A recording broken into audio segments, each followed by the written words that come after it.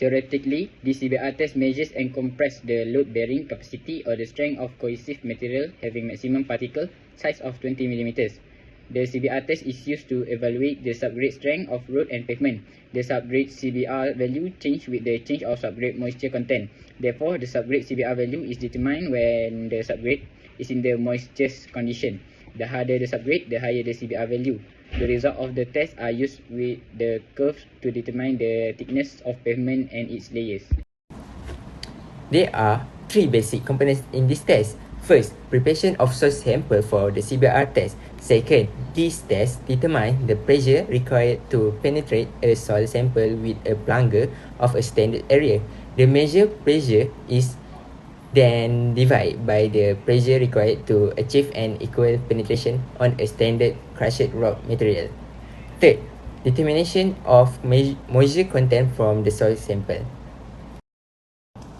The CBR test requires the following apparatus: NGC mold that shall be fitted with a detachable base plate and a removable extension balance to determine mass of the sample. 4.5 kg rammer, steel-threaded hammer, testing machine, analysis such as weight, cylindrical metal plunger, and apparatus for moisture content determination.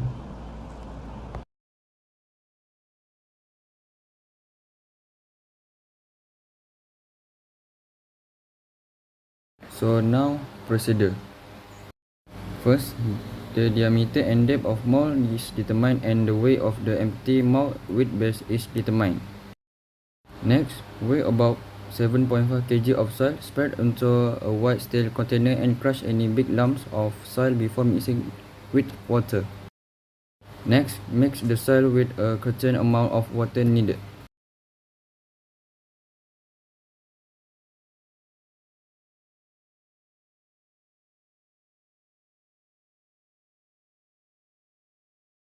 Next,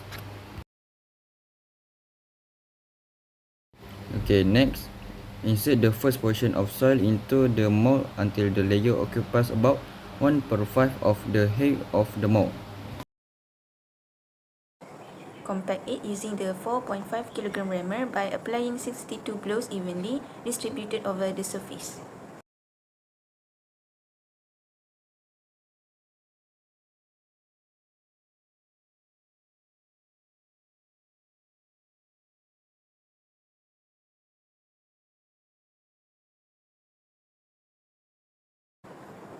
Remove the collar and trim the soil flush with the top of the mold with the scraper, checking with the steel straightedge.